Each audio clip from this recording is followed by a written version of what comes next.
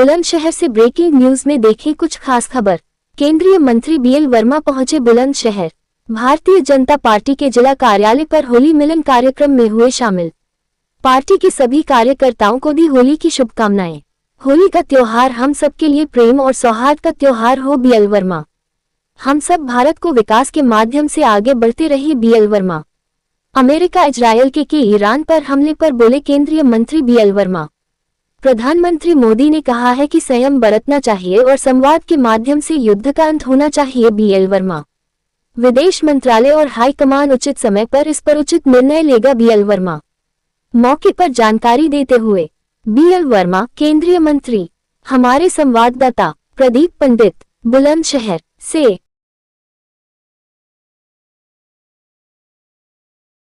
युवा कर्मठ जुझारू जिलाध्यक्ष श्री विकास चौहान जी, हमारी लोकप्रिय विधायक खुर्जा श्रीमती मीनाक्षी सिंह जी, लोकप्रिय होली होती है। मैं उससे पहले किसी को कोई अपने कौन गाएगा? अच्छा, एक आप गाओगे? एक लोकेश तूफानी जी, भाई साहब हमारे यहाँ के तूफानी आइटम है ये, बहुत तगड़े। तो मैं इनको एक होली का गीत सुनाने के लिए अनुरोध करता हूँ। लोकेश जी।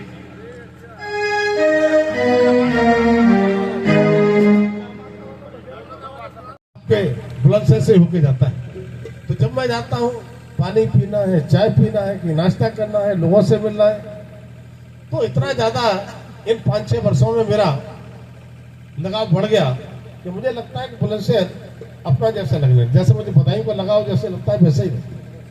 और होली वास्तव में ब्रज की होली, दो त्योहार महत्वपूर्ण होते हैं जिसमें होली और दिवाली कहते हैं।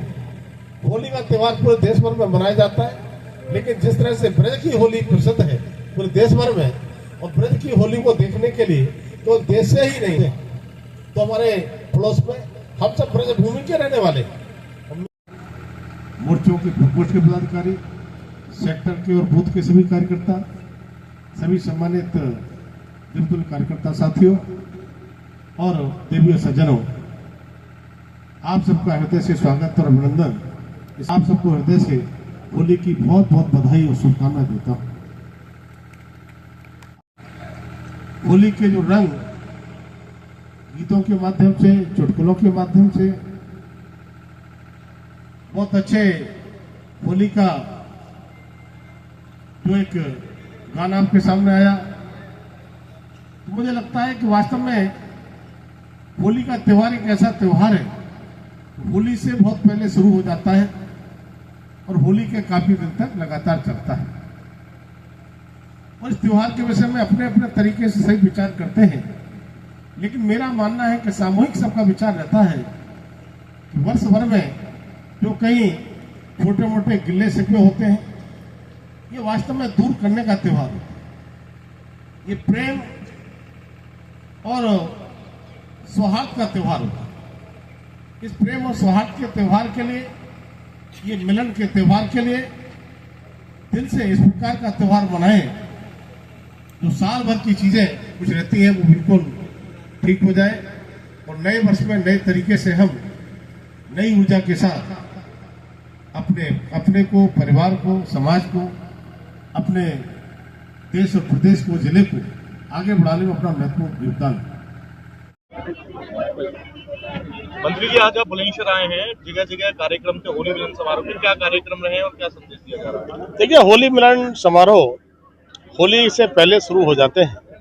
ये मेरा सौभाग्य है कि बदायूं के कार्यकर्ताओं ने मुझे सियाना एक कार्यक्रम था उसमें बुलाया, भाग गया था।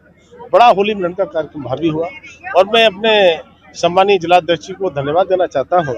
उन्होंने भी मुझे इस होली के कार्यक्रम के लिए आमंत्रित किया, जो हमारे जिले पर, हमारे हेडक्वार्टर पार्टी के मनाया जा रहा है, और यहाँ पर सभी लोगों के साथ मिलकर के जिस तरह से होली के रंगों का त्यौहार कहा जाता है, खुशियों का त्यौहार कहा जाता है, गिल्ले शिकवे मिटाने का त्यौहार कहा जाता है, तो उसी के साथ हमने सबके साथ होली का कार्यक्रम बनाया है।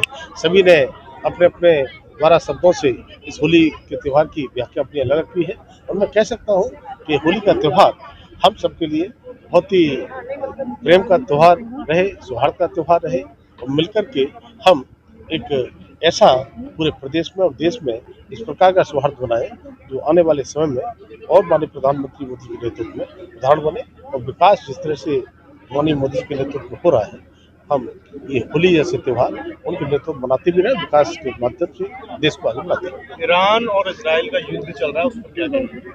सर, इसको लेकर के भारत में भी रोष है, ऐसे में भारत सरकार की क्या भूमिका रहेगी?